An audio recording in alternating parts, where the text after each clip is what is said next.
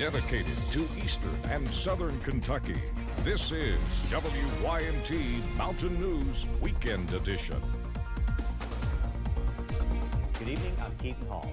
Former UK coaches and athletes donated equipment to eastern Kentuckians today. WYMT's Chandler Wilcox details the drive to help and what baseball means to the region. An overflow of supplies filled the forum, all collected in Lexington from teams across the southeast. They shipped stuff in there. I brought stuff from UK and then from friends that just had extra gear. Almost 6 months of collecting led up to this day. Coach Madison and others saw how much the flood impacted eastern Kentuckians and wanted to step up. When you see it in person, it makes you want to help more. You know, I saw it on TV and I was inspired to help, but then when you meet the people that have been affected and you see it, then you want to help more. Giving back is in the DNA of former players that were cheered on for so many years. We've been given a platform where we've been able to play at UK, our state college, you know, so it kind of gives us a platform, and with that comes a responsibility to kind of give back to your communities. Each bat and glove is a gift cherished by eastern Kentuckians who love the sport.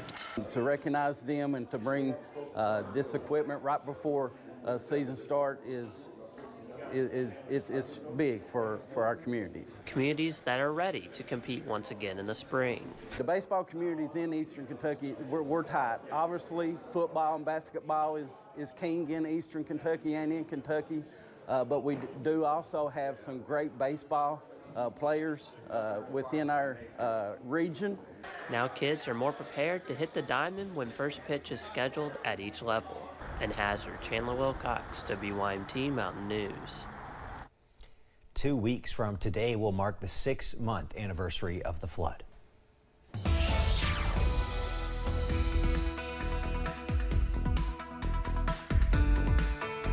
Well, chilly weather continues across the mountains into this weekend, about 10 degrees below average on your Saturday. Here's a live look over at UVA-wise, looking at plenty of cloud cover back in the distance. Also a little bit of snowfall there on the mountaintops over at UVA-wise. Current temperature 23 degrees. We should be in the lower 40s this time of year, so well below average. And check this out, a beautiful sunset over at Lake Cumberland as we are looking at a little bit of sunshine here as the sun sets on your Saturday. Temperatures in the upper 20s and lower 30s, 31 for Jackson. Sitting at 28 right now over in Pikeville and 26 for Clintwood. So temperatures are chilly and we get even cooler as we go into tonight, all thanks to this clear sky that we see on radar right now, and that will continue into tonight, and temperatures are going to fall into the upper teens and lower 20s. That could possibly set the stage for some isolated black ice in some places, so be sure to take it slow if you have to be on the road. That full forecast coming up in just a little bit. Keaton. Thank you, Cameron. 4 people were arrested on drug charges in Harlan County on Friday. Police assisted in a home visit in the Cross Plint community. When they arrived, they say Ashley Cobb threw a bag of suspected meth out the back door. They say Linda Taylor was trying to destroy evidence as well. R.C. Henry, Ashley Cobb, Amy Gross were arrested for possession of a controlled substance. Linda Taylor was charged with trafficking in controlled substance. Other drug-related charges were also filed. A search is underway for a woman last seen over a week ago, according to the police in Campbell County. Tiffany Lowe, 31 years old, was reported missing after being last seen at her home in Caryville on Wednesday, January 4th. She's 5'1" and 170 pounds with brown hair and brown eyes. A release stated that she also wears glasses. Officials say Lowe has serious health problems. If you have any information, you're asked to please call Caryville Police at 423-562-9478 or 423-562-8055. The Daniel Boone National Forest has announced dates in 2023 that it won't charge recreation fees for visitors. Forest Service said in a statement that most recreation fees will be waived on January 16th in honor of Martin Luther King Jr. Day, on February 18th through 20th in honor of President's Day, on June 10th for National Get Outdoors Day, and on June 19th for Juneteenth. In addition, some boat ramp fees will be waived June 3rd through 4th during National Fishing and Boating Week at Cave Run Lake and Laurel River Lake. Well, some cooler weather and overnight snow had crews out and about clearing and treating roads across the region. Some of the heavier snowfall hit near the Virginia border in Pike and Letcher counties, as well as higher elevations, but roads across the region saw some ice. Kentucky Transportation Cabinet District 12 Public Information Officer Shantana Woodward says roads are now safe, but we'll see a refreeze overnight, especially on bridges and in the higher elevations.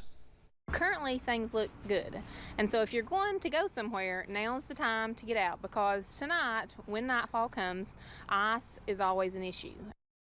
Woodward also added that folks should take it slow, especially early Sunday morning due to black ice. We'll have more from KYTC tonight at 11. With colder weather in the forecast for the weekend, a reminder for parents about coats and car seats. Kids' puffy coats and car seats are a dangerous combo. That warm coat can actually get in the way of protecting your children in a car crash. Car crashes are the #1 killer of children up to age 13. So parents are advised to limit the layers of padding or clothing between a child and their harnesses to protect them as much as possible. But in the event of a crash, when they are restrained in the car seat with a puffy coat on, that coat kind of collapses and gets smashed under the seat belt, leaving a gap, which can cause the child to slip in the car seat, and they won't be positioned properly. And worst case scenario, they can even slide out of the seat and be ejected. Here are some tips for safely buckling a child into their car seat. Warm up your car ahead of time. Keep the car seat inside the house. That's going to keep it warm as well as making it easier to secure the child.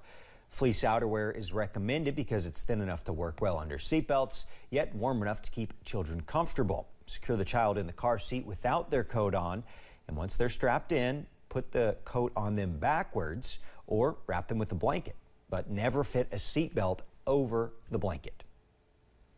The Kentucky Foundation for Women recently awarded more than $140,000 in artist enrichment grants to numerous women across the Commonwealth, with 2 of those artists living right here in the mountains. WYMT's Alyssa Williams was in Whitesburg to learn more about these grant recipients and to see what receiving this money means to them.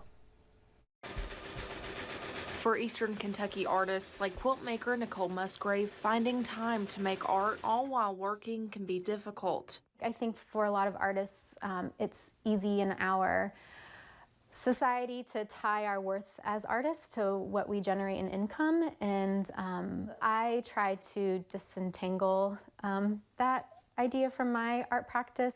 Musgrave was one of multiple women to receive an artist enrichment grant from the Kentucky Foundation for Women, allowing her to devote more time to her upcoming series of quilts. I'm really looking forward to having this time to sort of turn inward a little bit and think more about my own connection to family traditions and cultural traditions and my own art practice, and hoping that by taking that time to turn inward, I can just take what I learned from this experience and reflect it back out into the more community-based work that I typically do. And as for Whitesburg writer Rachel Rear, she hopes this grant can help her complete her upcoming novel. KFW has made the difference for this book.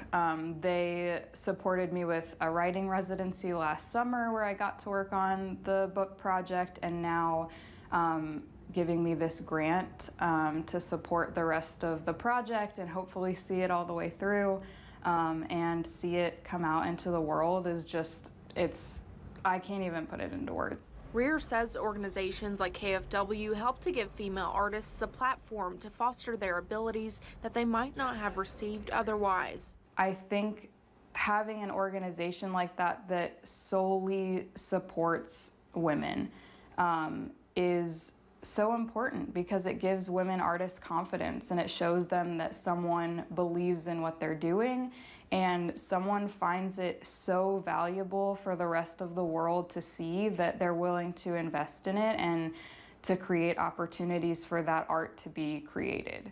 Using the resources they need to leave their mark on the world beyond the mountains. In Letcher County, Alyssa Williams, WYMT Mountain News.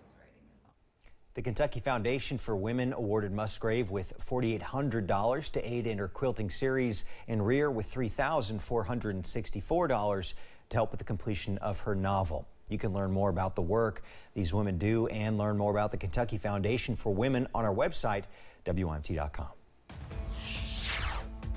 Coming up at 6, some advocates say Kentucky has a long way to go to improve our animal cruelty laws. And the weather is quiet this weekend, but some big changes are on the way. That full first alert forecast coming up.